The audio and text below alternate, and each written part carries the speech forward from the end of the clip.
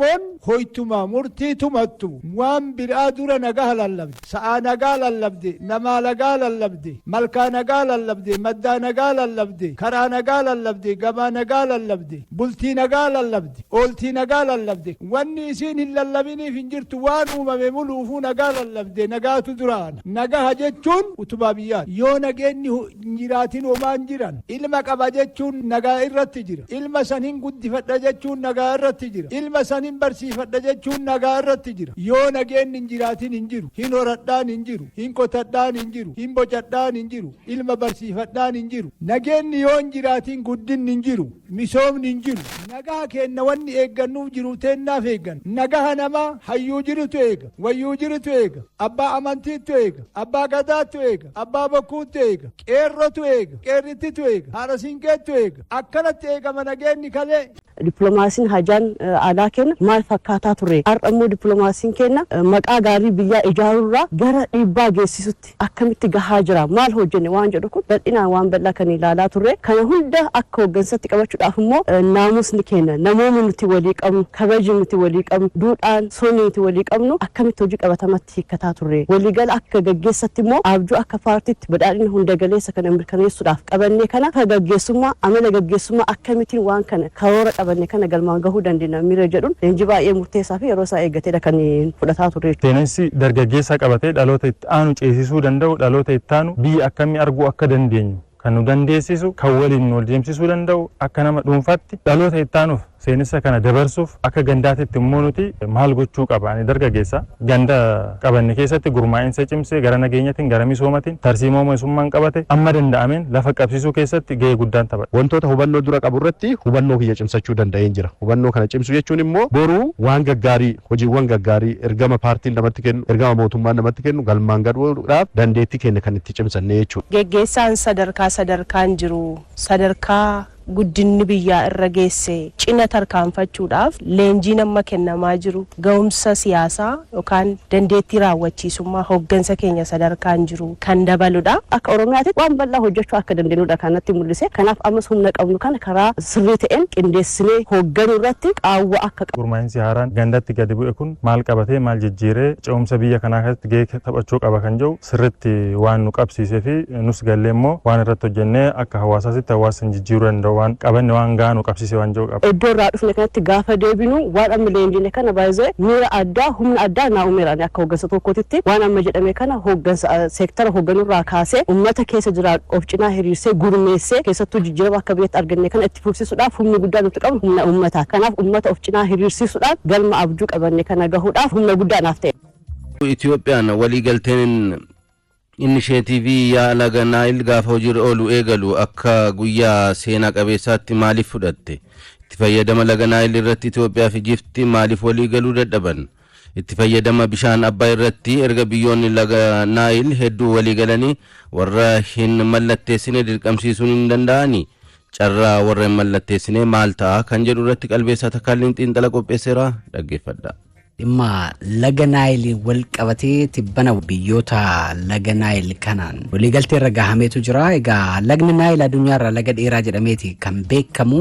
Iddoo ka'umsa isaa jalqabaa Burundii laga Kaageeraa jedhamurraa ka'eetiin hanga dhaqee Ijipti ga'utti kiiloomeetira 6,700 akka dheeratudha ragaaleen kan agarsiisanii. Biyyoonni qarqara laga Naayil irratti argaman yookiin immoo irraa fayyadamoodha jedhaman 11tu jiru. Isaanis Itoophiyaa, Ijipti, Sudaan Kibbaa, Keeniyaa, Rwaandaa, Uganda, Eertiraa fi Taanzaaniyaa, Buruundii akkasuma immoo Dimokiraatik Kongoon keessatti akka argamanidha ragaaleen kan agarsiisanii. Biyyoota kana hunda keessatti Itoophiyaan harka 85 bishaan laga Naayiliif ni gumaachite. Garuu otoo burqaa laga Naayil taatee jirtuuti itti fayyadamaatii hin turre. Caalatti immoo itti dhimma bahaa kan turan Ijiptii fi Sudaan akka ta'edha ragaaleen kan agarsiisan. Akkasuma immoo kan barachaa turres barnoota keessatti egaa Ijipti mataa isheetiin akka kennaa laga Naayil taatetti barachaati turreera waan ta'eef bifa saniin qabachaati turuu keenya hundi keenya waan yaadadhuudha. keessumaa biyyoo gabbata lagaa Abbayyaa Itoophiyaa keessaa haramee Sudaanii fi Ijipti geessaa tureen biyyoonni kunniin misooma qonnaatiin illee akka beekaman godheetiin jira. Kana jechuun immoo qaroomina Ijipshiyaanota duriitii wal qabatee qaroominni isaanii qonnaan beekamu kan jedhu kanarratti sigaa barachaati waan turredha. Qaroomina Sudaaniin illee wal qabatee qonnaan akka beekamaati turan kun hundi isaayyuu bu'uurri isaa maalirratti hundaa'a laga Naayil kanarratti hundaa'a jechuudha yookiin immoo laga Abbayyaa kanarratti kan inni hundaa'u dalalli yookiin immoo shimmoon dhaqee Kaayiroo ciisu kan deeltaa jedhamu biyyattiif carraa misooma guddaa ta'eetiin jira jechuudha. Ijipti silaa waggoota hedduudha bishaan Abbayyaa qofa miti biyya Itoophiyaa illee fayyadamaati kan turte Itoophiyaa galateeffachuu kan qabdu falmuu eegaltee jechuudha. Gaafa Itoophiyaan ittan fayyadama jechuu eegaltu sababni guddaan Ijipti falmituuf Itoophiyaa fi biyyoonni kaan yaa lagichaa irratti argaman yoo laga Abbayyaa irraa fayyadaman ta'ee bishaan na jalaa hir'ata kan jedhudha sababni guddaan kan isheen kaastu shimee kana kan kaastuuf immoo waggaa 95 dura bara 1929tti yeroo Ijiptii fi Sudaaniin kolonii Ingiliz jala turanitti akkaataa itti fayyadama bishaan kana irratti biyyoonni lamaan sadi ta'uudhaan karaa Ingiliziin akka walii galan godhameetiin ture jechuudha. Innis bishaan meetira kiiyubii guddaa harka guddaa Ijipti akka fayyadamtu akka ta'ee isaan booda immoo Sudaan immoo haga ta'e akka isheen fayyadamtuu qabdu kan jedhu waliigaltee kana keessatti waan lafa taa'etu jira jechuudha. Sudaan erga kolonii jalaa baatees deebi'anii waggaa 65 dura bara 1959tti irra deebi'aniiti waliigaltee kana uuman jechuudha. Biyyoonni lamaan dhimmuma laga Naayil kanarratti akkamitti akka itti fayyadaman kana gubbaarratti biyyoonni lamaan kun gaafa waliigaltee irra deddeebiidhaan raawwatan biyyoonni kaan yookiin immoo biyyoonni 911 keessaa 9 keessa hin turre bakka biyyoonni hundi keessatti hin hirmaannetti immoo lama ta'anii waan waliigalaniif qofa har'as waliigaltichi kabajamuu qabaaf lafa dhiitaa jiru jechuudha. Biyyoonni lamaan Ijiptii fi Sudaan jechuudha. Waliigalteen tibbana hojiirra oole Nile Basin Initiative jedhamu kunoo maalinni waan jedhu haalaallu BBC'n xinxala qabatee ba'een waliigaltee irratti qabatee ba'e kana maal jedha adeemsi waliigaltee kana qopheessu waggoota 27 kan fudhate ta'uu isaa odeeffateera. Waliigaltee waggoota hedduu lakkoofse kun dilbata darbe gaafa onkoloolessa 3 gara hojiitti hiikameera. Ministeerri muummee Itoophiyaa Dr. Abiyyis akkaataa waliigalteetiin hojii eegaluun waliigaltee kana biyyoota yaa laga Abbayyaa biratti akka guyyaa seena qabeessaatti ilaalama jedhaniitiin turan. Dhugumayyuu immoo gaafa laaltu waliigaltee irra ga'uun dhimmi waggaa 27 fudhatee milkaa'e gaafa hojii eegalu seena qabeessa ni jechisiisa jettee fudhatta. Waliigaltichi waggaa lamaan dura ture bara 2022tti kan xumurame ta'us bara darbe hanga ji'a guraandhalaatti biyyoota 6 qofadha kan mallatteessaatti turan. Mallatteessuudhaaf illee harkifataatti turuudha kan namatti agarsiisu jechuudha. Erga mallatteessaniin booda immoo mana maree isaanitti fidanii seera godhaniitu labsuu hin dandeenye biyyoonni kun harkifataatti turaniiru.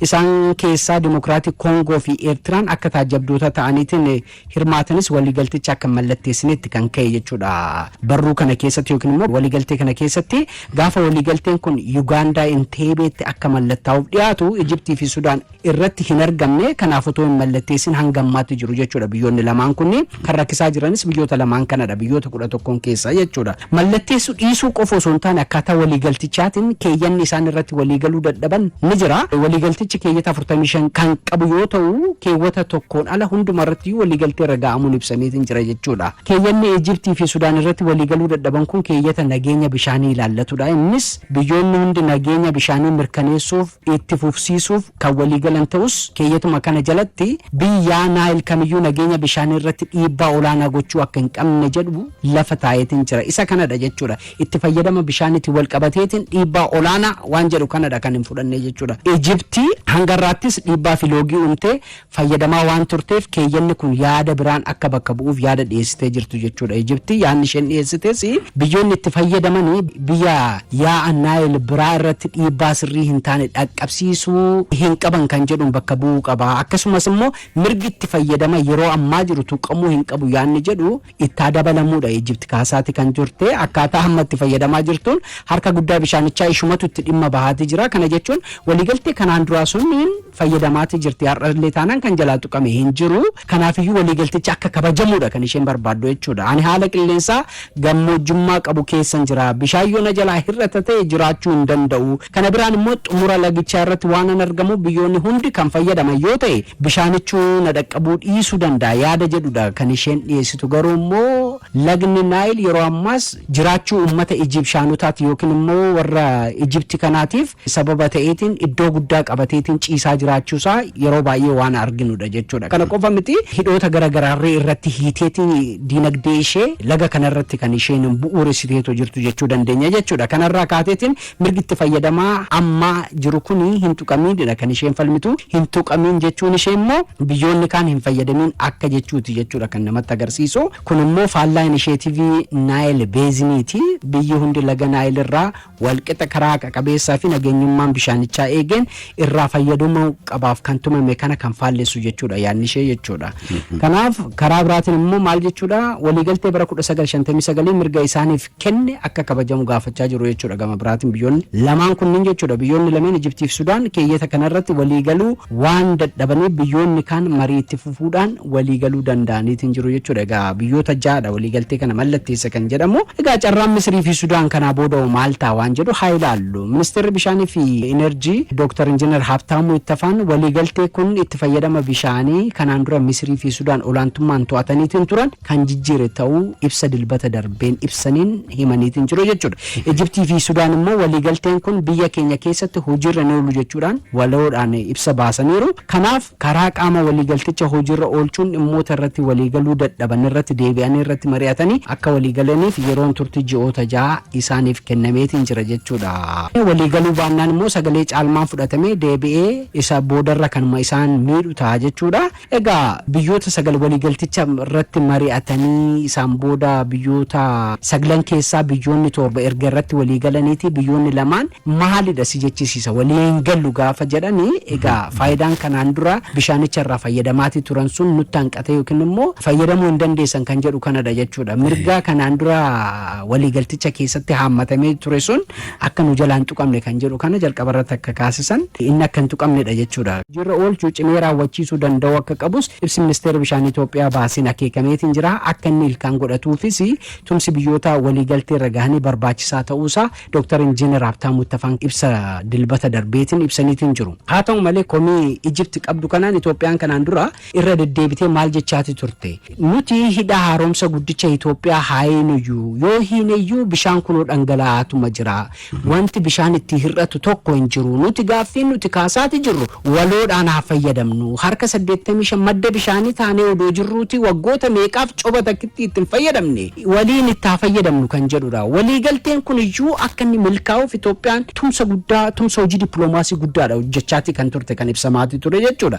Ijipti kanaan duras taanaanii gaanfa Afrikaa kanarratti biyyi jabduudha jedhamteetoo kan beekamtu Itoophiyaadha. Itoophiyaan akka mataa waliin hin qabanne akka hin guddanne siyaasaan dinagdeedhaan akka hin cimne ni barbaaddi. Ammas barbaadaati jirti kanaan duras gochaati jirte. Seenaa keessatti akkuma ibsamu keessumaa karaa amantaa ortodoksiitiin bu'uura godhachuudhaan barsiifanni isaan barsiisaa turan himaatii turan maalidha? Guyyoota hunda aadaan hojii Itoophiyaanotaa akka laafaa inni ta'u gochaati turaniiru jechuudha. Ammallee taanaan kan yeroo sun barsiisaniiru dhiibbaan kun kan uumame jechuudha. Ammas yoo fudhatta ta'e yeroo garagaraatti tasgabbiin nageenyaa akka dhabamuuf Itoophiyaa keessatti humnoota garagaraa akkaataa isaan ittiin deeggaran odeeffannoon bahaati jiru ni mul'isa jechuudha. Kana kan gootu eenyudha? Ijiptidha jechuudha. Darbees immoo asirraan gaafa Itoophiyaan ulaa galaanaa argachuun qabaaf Somaaliyaa wajjin gaafa waliigaltee eegaltu Somaaliyaan gaafa mataa baachuu eegaltu maal godhan biyyoota Itoophiyaa wajjin waliigaluu hin dandeenye kana wajjin hariiroo uumaniitiin Itoophiyaa irratti waliigaluudhaaf tumsuudhaaf yaaliin godhamu kun Itoophiyaan akka mataa waliin qabanne gochuudhaaf waan yaadamaatee jirudha. Gara oduutti darba. Afrikaanonni tarsiimoo fi ejjennoo waloo qabaachuudhaan fedhii fi faayidaa Afrikaanotaa kabachiisuu akka qabaatan ministeerri muummee duraanii Itoophiyaa obbo Haile Maariyaam Dassaaleny himan. Yaa'ii ministeera raayyaa ittisa biyya Afrikaa Itoophiyaatti qophaa'eera. Muktaaraji.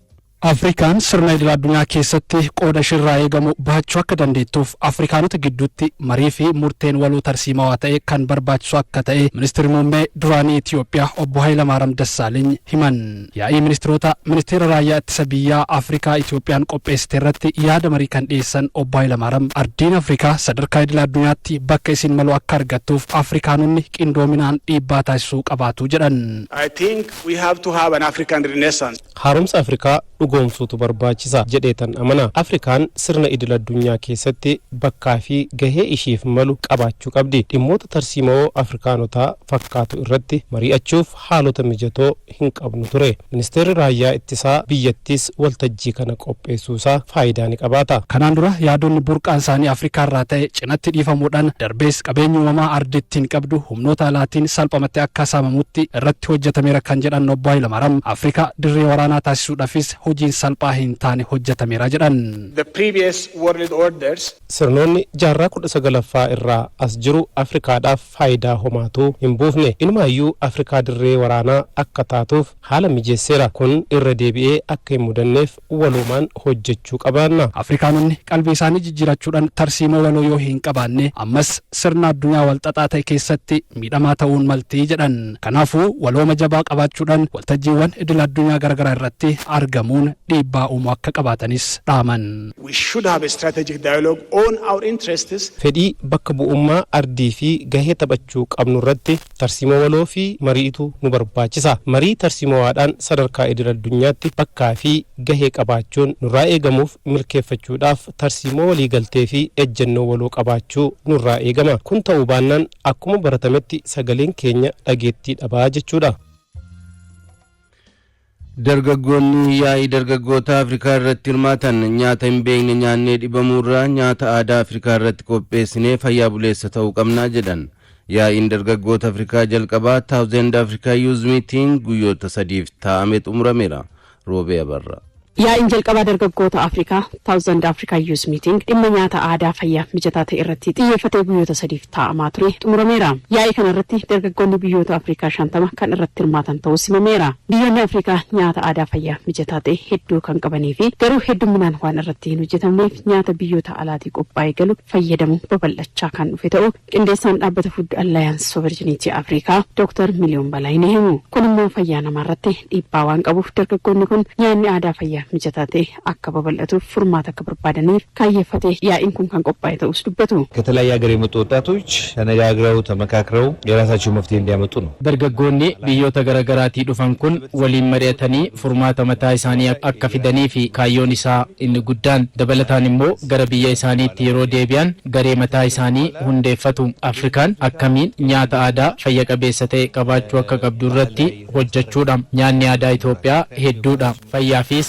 mijataadhaas. Obbo Badhaadhaa Kabbaba Yuunivarsiitii Finfinneetti muummee wabii nyaataaf to'annoo balaarraa yaa'ii kanarratti kan hirmaatanidha. Nyaata aadaa barbaannuu fi jijjiirama qilleensaa dandamachuu danda'u akka Afrikaatti qabaachuuf yaa'iin kun gahee guddaa kan qabu ta'us ni dubbatu.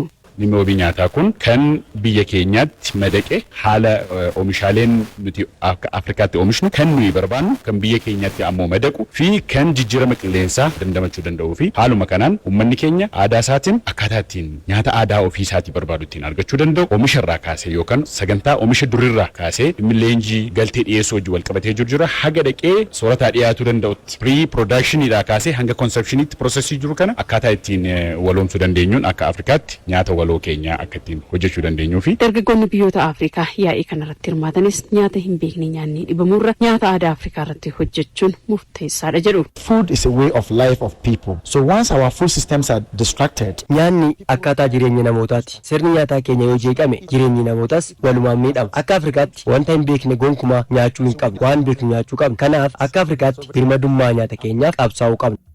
Bakka haqti hin jirre bakka dhugaan hin jirre qaroominni hin jiru. Namni sammuun isaa gidiraan guutame qaroo ta'uu hin danda'u. Ofillee fayyadu biyyallee fayyadu ameet amanama. Wanni qaroominni kan argamu sammuu dhuwaa sammuu qulqulluu keessaa qaroominni ba'a. Beekumsi ba'a. Beekumsi madda. Bakka haqti hin jirre bareedummaan hin jiru jaamna. Bakka haqti hin jiraanne jagnummaan hin jiru jaamna. Namni kan ofitti amantummaa qabaatu kan jagna ta'ee waan tokkotti xiyyeeffatee hojjetu kanii kaayyoo dhaabbateefillee of kennuu danda'u. Sammuu qulqulluu fi bakka haqti jirtu ofitti amantummaan jira ma'ee xamanama. Bakka haqti jirtu tokkummaan jira ma'ee xamanama. Kanaafuu tokkummaa kan arbisu maal? Wal amantii dhabuu, wal sobuu, wal shakkuu, sammuun dharaan guutame dhugaa sin argu, rakkina sin argu, fala sin argu. Kanaaf bakka haqti hin jirre bakka dhugaan hin jirre qaroominni hin jiru. Namni sammuun isaa gidiraan guutame qaroo ta'uu hin danda'u.